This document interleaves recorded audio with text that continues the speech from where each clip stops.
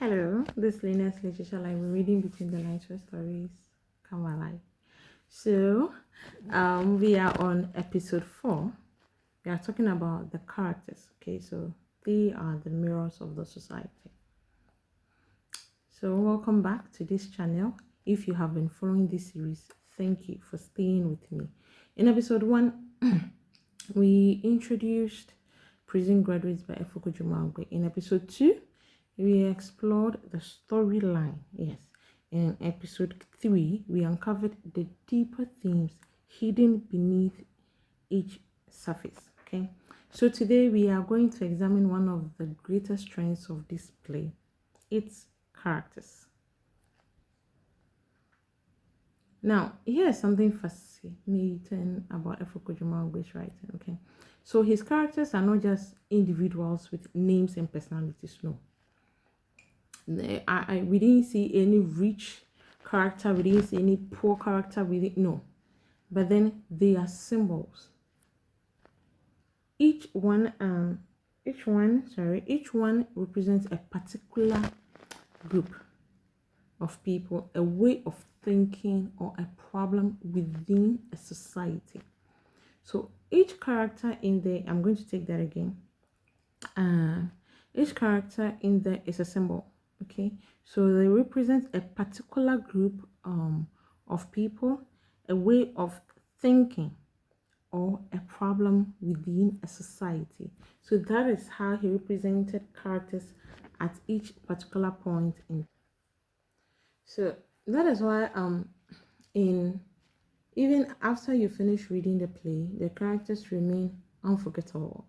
You can't forget Vasa Vasa. No, you can't forget Abuntu. You can't forget Gomido, Chaka. No. Even the chaplain can't be forgotten. So you see that all these characters are reflections of people we meet every day. One of the first things you notice is that there is no perfect hero in Prison Graduates. Unlike many traditional stories where good and evil are clearly separated, Kodjo Mawugbe represents us with complex human beings. They have strengths, they have weaknesses, they have hopes, they have fears, and at the same time contradictions within their personalities. So this makes the poem, the play, this makes the play feel a bit realistic. Should I even say a bit? This makes the play feel realistic. Now, think about it for a moment. In real life, do we meet completely good people or completely evil people? Not usually. Most people are mixtures of both. That realism is one reason the play feels so authentic. Now, the prisoners themselves deserve careful attention. At first, society labels them as criminals. We are expected to judge them simply because they are behind bars. Were they guilty? Yes. No. Did they do this? Did they do that? So, because that person is from prison or has been in prison before, the notion or the mindset or how those people are seen is automatically different.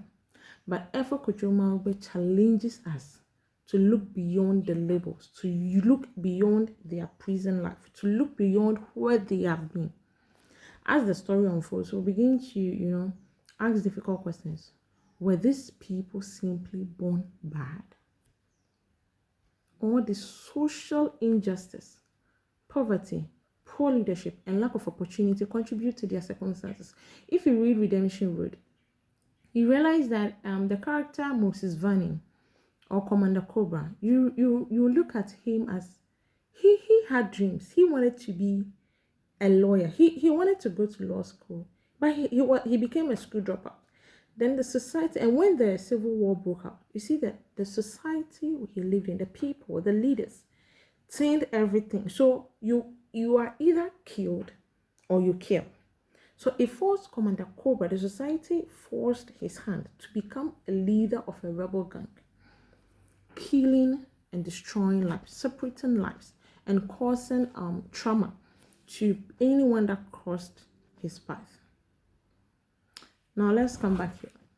So The playwright isn't excusing crime. No, he isn't saying that. Are you trying to say everyone in prison should be seen as a white slate? No, no, no, no. Instead, he invites us to examine its causes. The causes. Why are they there? If they killed, why? What happened? Now, this is one of the literature's greatest gifts. Or this is one of literature in general, greatest gifts about literature. Rather than giving easy answers, it encourages empathy.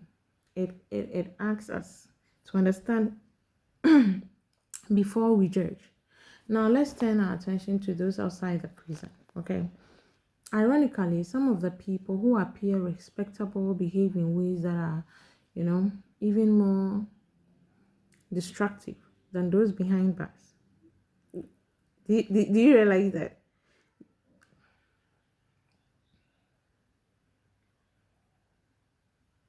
Should I take that again? People outside the prison gates, some look more destructive. Some behave worse than people behind bars. They occupy positions of authority. We see them every day. They wear fine clothes. Society respects them. Yet, their actions reveal greed, dishonesty, abuse of power, and selfishness. And here lies one of the greatest ironies in the play. Who is truly imprisoned? Is it the inmate who has broken the law and accepted punishment? Or the corrupt officials who work freely while destroying the lives of thousands? Or that one man, or that one ordinary man or layman that hides in his or her home and throws out rubbish or garbage into the gutter when it's raining? That question lies at the very heart of this novel. This text, Prison Graduate. So Kodjo uses irony brilliantly. The title itself, Prison Graduate, is ironic. Normally, graduation is often associated with success, education, and hope for the future. But you realize that prison represents punishment, okay, and failure.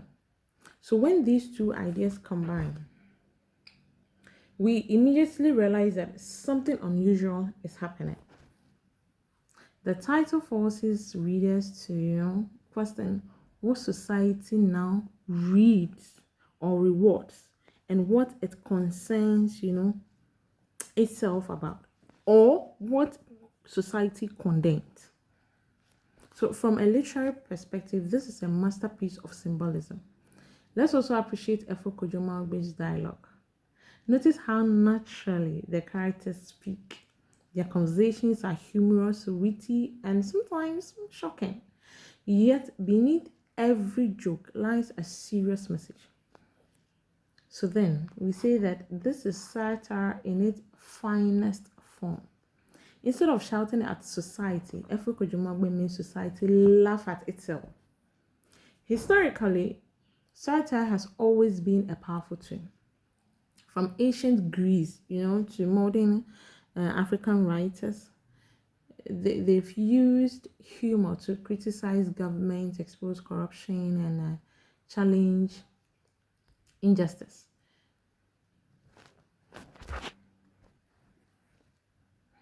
Now, why?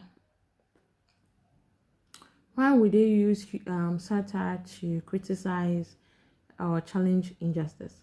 Because people often resist direct criticism, but they willingly laugh at a joke, even when that joke exposes their own failure. So it is when after the person goes to sit down, all this, people get to reflect on what was said earlier and realize that, I'm being criticized. And perhaps, but then they've already laughed at the joke. So, and perhaps this explains why Prison Graduate still feels fresh till today. Now, although Ghana and Africa have made significant progress since the play was written, many of the questions it raises remain relevant. Youth unemployment, corruption, abuse of political power, public distrust of institutions,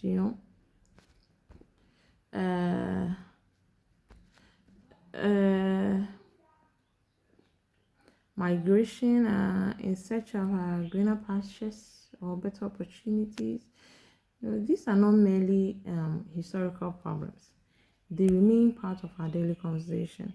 That is the mark of great literature. Now, great literature refuses to grow old because human nature changes very slowly. Now, before we end today's episode, I'd like to, I'm having, so before we end today's episode, I'd like to leave you with a few questions. If you were living in the world of prison graduates, which character do you think you would become? Okay, just type that in the comment section. Now, would you have the courage to remain honest in a corrupt system? When you read this book,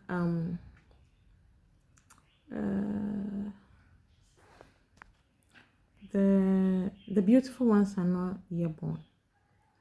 The character in the man, you realize that he was struggling, okay, to remain honest.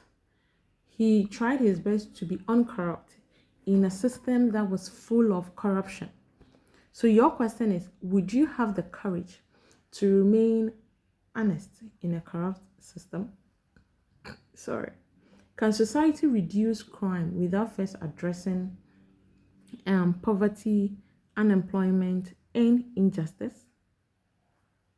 Can society reduce crime without first addressing poverty, unemployment, and injustice?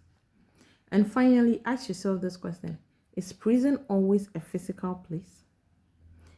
Is prison always a physical place? Or can people become prisoners of greed, fear, power, wealth, or even silence? Now, take a moment to think about these questions. I'd love to hear your thoughts in the comment section below, because literature becomes richer when we discuss it together.